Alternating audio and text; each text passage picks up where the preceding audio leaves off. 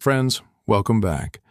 If you're new here, hit subscribe, because we pull forgotten beauty secrets out of your grandmother's medicine cabinet every single week.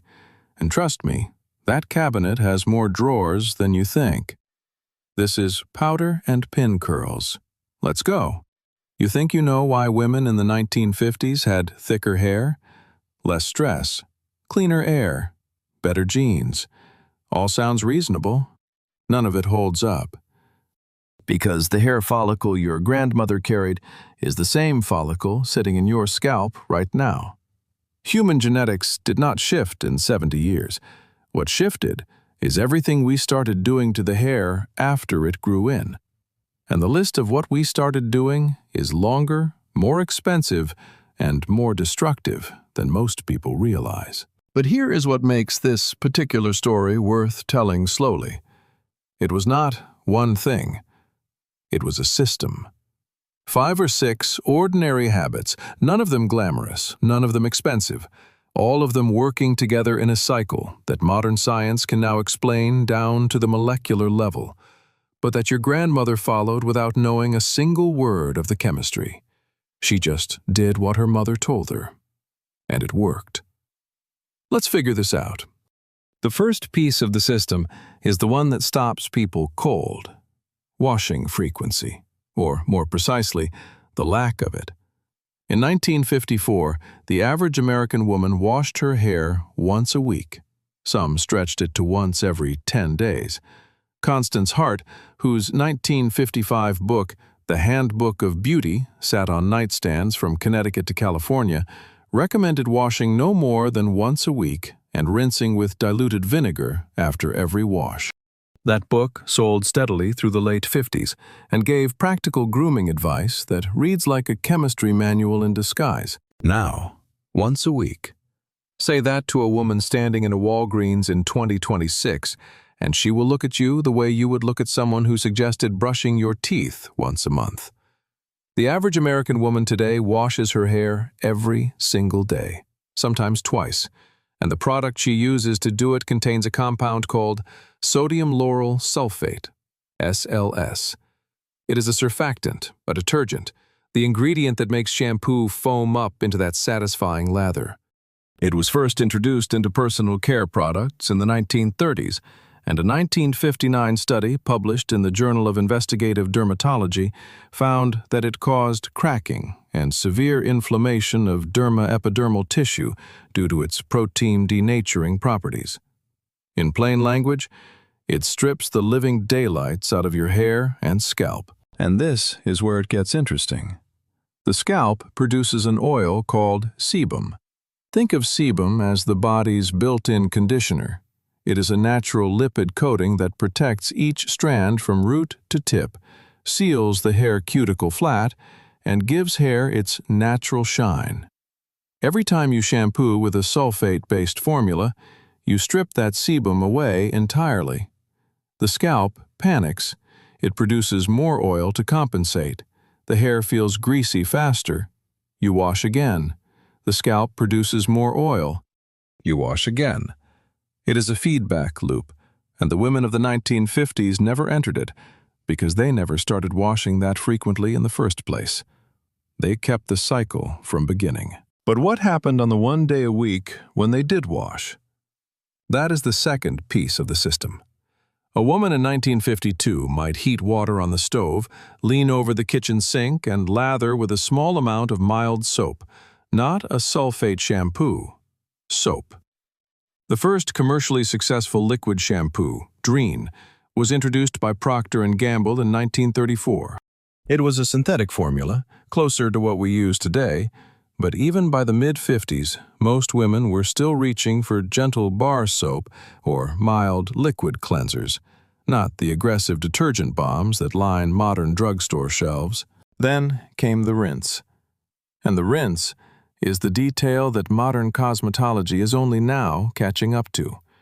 She would add a few tablespoons of white vinegar or apple cider vinegar to a pitcher of clean water and pour it through her hair as a final step. That simple act did something that most modern conditioners attempt to accomplish with 30 or 40 synthetic ingredients. It lowered the pH of the hair and scalp. The natural pH of healthy hair sits between 4.5 and 5.5, mildly acidic. Shampooing pushes it alkaline. The vinegar, with a pH of roughly 3.5, brought it back down. And when the pH drops back to its natural acidic range, the hair cuticle, those tiny overlapping scales that coat each strand, flattens shut. Flat cuticle means smooth hair. Smooth hair means shine. And shine is exactly what you see in every family photograph from 1955. Apple cider vinegar specifically contains acetic acid, which has documented antibacterial and antifungal properties. Dermatologists confirm that it helps maintain the scalp's acid mantle, that thin protective film that keeps the skin's microbiome balanced. Your grandmother did not know the phrase acid mantle. She knew vinegar made her hair shiny and her scalp stopped itching. Same result. Zero marketing budget. Remember that detail about the acid mantle. We are coming back to it later, and it connects to something that nobody in the modern beauty industry has much incentive to talk about. Now, between washes, there was a third ritual, and this one happened every single night. If you had walked into a bedroom in Dayton, Ohio at 10 o'clock on a Tuesday night in 1953, you would have found a woman sitting at a vanity table, running a brush through her hair in long, steady strokes. Not a plastic paddle brush from a dollar store, a boar bristle brush. Natural bristles made from the same keratin protein that human hair is built from. And she was counting. The 100-stroke rule was one of the most widely observed beauty rituals of the mid-20th century. Its roots trace back to Victorian-era grooming manuals from the 1870s and 80s, where the practice served a dual purpose, distributing natural oils and removing debris in an era when women went days or weeks between washes. By the 1950s, it was established wisdom. Constance Hart recommended at least 50 strokes in the evening. Other guides pushed the number higher. Here is what modern trichology has confirmed about what was actually happening during those 100 strokes. A study published in the Journal of Cosmetic Dermatology found that boar bristle brushes distribute sebum up to 3 times more effectively than nylon brushes over the same number of strokes. The bristles have microscopic, scale-like plates along their surface, nearly identical in structure to the cuticles on human hair. When drawn through the hair, those scales catch the sebum sitting at the scalp and carry it down the full length of the strand, coating each hair in a thin layer of the body's own natural conditioner. The result? Hair that shines without product. Hair that stays moisturized without silicone serums. Hair that breaks less because each strand is protected by its own oil. And the brushing did something else that the women at those vanity tables never suspected. It stimulated blood flow to the scalp. Trichologists confirm that gentle scalp stimulation increases circulation to hair follicles, delivering more oxygen and nutrients to the root, the exact place where new growth begins. The nightly brushing ritual was not just distributing oil. It was feeding the follicle itself, creating conditions for stronger, denser growth from the inside out. Modern hair loss clinics now charge patients for professional scalp massage therapy to accomplish exactly this. In the 1950s, it cost the price of a brush and 20 minutes before bed. And now we get to the fourth piece, and it lived in the kitchen. A 1950s housewife did not walk into a Sephora and choose from 40 different hair masks arranged by hair type. She opened her refrigerator. The kitchen was the original hair care laboratory, and the ingredients on the counter were, in many cases, more effective than what fills modern beauty supply shelves. Egg treatments were one of the most common home remedies of the era. A woman would crack 2 eggs into a bowl, whip them with a fork, and work the mixture through damp hair from root to tip. Leave it on for 20 to 30 minutes. Rinse with cool water. Never hot, because hot water would cook the egg into the strands, and picking scrambled egg out of your hair is not a beauty ritual anyone wants to repeat. Now, here is the science.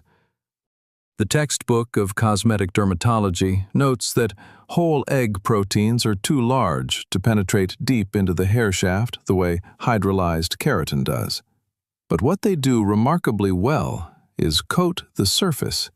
They smooth the cuticle, fill in micro damage on the outer layer, and create a temporary protein shield. That shield reduces friction between strands, which means less tangling, less breakage, less of the mechanical damage that shortens hair over time. Olive oil was rubbed into the ends as an overnight treatment, wrapped in a cloth to protect the pillowcase. Castor oil, thick and viscous, was massaged into the scalp to encourage growth. A bottle of castor oil cost pennies at the corner pharmacy in 1954. In today's money, adjusted for inflation, maybe $2.50. A dozen eggs were already in the icebox. The most expensive ingredient in the entire routine was the 20 minutes of patience it took to let the mask set. And then the vinegar rinse made another appearance. After the egg treatment, a diluted vinegar rinse stripped any protein residue and restored the hair's natural acidity. Protein from the egg coated the shaft. Oil from the castor or olive bottle protected the surface. Acid from the vinegar sealed everything flat. 3 ingredients, all from the kitchen, working in sequence. Total cost in today's dollars? Under $5. That is a topic for a separate video, by the way. The full catalog of kitchen beauty remedies that vanished from American households after 1970. If you want that one, tell me in the comments. But the kitchen contributed something even more important than what went on the hair. It contributed what went into the body. And this might be the most underrated piece of the entire system. The average American family in the 1950s sat down to a home-cooked meal most nights of the week. Fast food did not go mainstream until the mid-1980s. Pizza delivery was a novelty. The frozen dinner existed, but it was a small corner of the market, not the foundation of it. What landed on the table was dramatically different from what most families eat in 2026. A typical weeknight spread might include roast chicken with the skin left on, beef liver pan-fried in butter, pot roast simmered for hours until the bones released their marrow, green beans pulled from the backyard garden, gelatin-based desserts, homemade bone broth simmered from Sunday's leftover carcass. Here is why that matters for hair. Hair is roughly 80 to 85% keratin protein. Building keratin requires a steady supply of amino acids, iron, zinc, biotin, and B vitamins. The International Society of Hair Restoration Surgery lists iron, biotin, zinc, and vitamin D as the critical micronutrients for hair follicle function. And that 1950s dinner table delivered all of them in abundance. Iron is particularly critical. Low iron is one of the most common nutritional causes of hair thinning in women, according to a review published in Dermatology Practical and Conceptual in 2018 by Dr. Hind Al-Mahana and colleagues at King Saud University. They documented that iron deficiency, even without full-blown anemia, can disrupt the hair growth cycle and push follicles prematurely into the resting phase. Red meat appeared on the 1950s dinner table multiple times per week. Liver, one of the richest sources of iron and biotin on the planet, was a regular weeknight meal, not an exotic item reserved for adventurous eaters at expensive restaurants. Bone broth provided collagen, gelatin, and trace minerals that modern supplement companies now sell for $30 a jar. In today's money, that jar of supplements buys you roughly what a 1950s housewife got from boiling a chicken carcass she was going to throw away. And even the desserts contributed. Gelatin-based dishes, Jell-O salads, custards, aspics, were dinner table staples throughout the decade. Gelatin contains glycine and proline, two amino acids that play a direct role in building the connective tissue that supports hair follicles.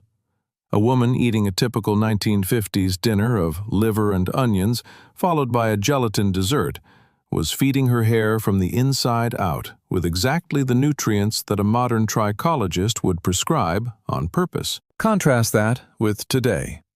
A 2025 CDC report found that ultra-processed foods account for 53% of the average American adult's calorie intake. Many of these foods are engineered for shelf life and flavor, not nutrient density.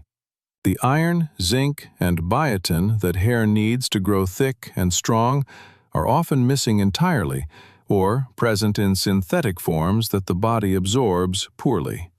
A woman in 2026 might spend $200 a month on biotin supplements and collagen powders trying to replace what a 1950s housewife got for free from a pot of stew and a plate of liver. $200 a month. In 1954 money, adjusted for inflation backward, that is roughly $22. A family's entire weekly grocery budget. And here we arrive at the fifth piece of the system. The one that might be the biggest unsung advantage of all. How women styled their hair. Walk into any beauty salon in 1953, and you would have found rows of women sitting under rigid hood dryers, reading McCall's or Ladies' Home Journal while their pin curls set. The bonnet hair dryer had been introduced to American consumers in 1951, and before that, most women dried their hair naturally, air drying overnight or sitting near an open window on a warm afternoon. Pin curls.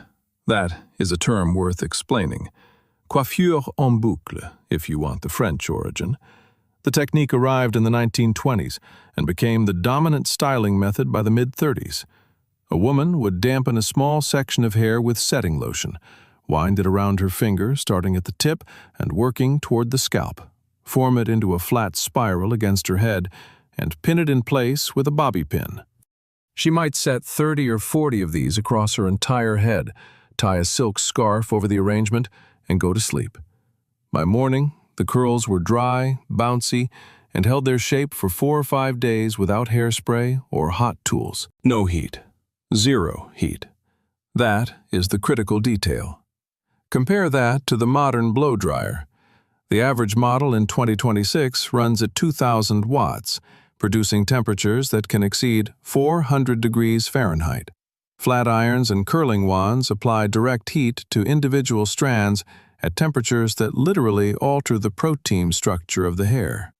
A 1998 study by Christian Bouillon and John Wilkinson in their textbook, The Science of Hair Care, documented that sustained heat above 300 degrees Fahrenheit causes irreversible damage to the disulfide bonds that give hair its strength and elasticity.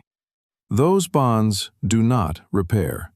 Once broken, they stay broken. Heat damage is cumulative. The majority of modern women apply it multiple times per week, sometimes daily. And here is the consequence. Hair does not stop growing. What happens is that the ends, damaged by heat, break off at roughly the same rate that new growth appears at the root. The net result is hair that never seems to get longer and never quite looks as thick as it could. Growth is not the problem. Retention is. The women of the 1950s sidestepped this entirely. Their primary styling tools, pin curls, rag rollers, foam rollers, finger waves, all shaped the hair without any heat at all. The hair cuticle stayed smooth, the protein bonds stayed intact, and the hair kept growing uninterrupted by thermal damage, week after week, month after month. The salon hood dryers did use heat, but it was gentle, diffused warmth circulating evenly around the entire head, nothing like the concentrated blast of a modern blow dryer aimed at one section from 3 inches away. The difference in long-term damage between those two approaches is not subtle. It is the difference between warming your hands by a fireplace and holding them over a blowtorch. And there is a compounding effect here that ties directly back to the washing piece.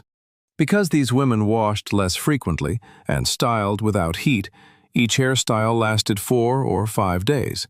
That meant fewer total interactions with water, brushes, and products in any given month. Less handling, less mechanical stress, less breakage. The cumulative savings in hair damage over a decade of this approach were enormous, and they cost nothing extra. The Saturday ritual was central to everything. Many women reserved one morning per week for their complete hair care routine. Wash, egg or oil treatment, vinegar rinse, set pin curls, sit under the bonnet dryer or let the curls air dry while ironing clothes. By Saturday evening, the curls were set and ready for church on Sunday morning. They lasted through Wednesday or Thursday with minimal touch-up. It was a rhythm that respected what hair biologically needs. And it worked, because nobody was interrupting the cycle every 24 hours with another round of shampooing and blow-drying. Now, remember when I said we would come back to the acid mantle?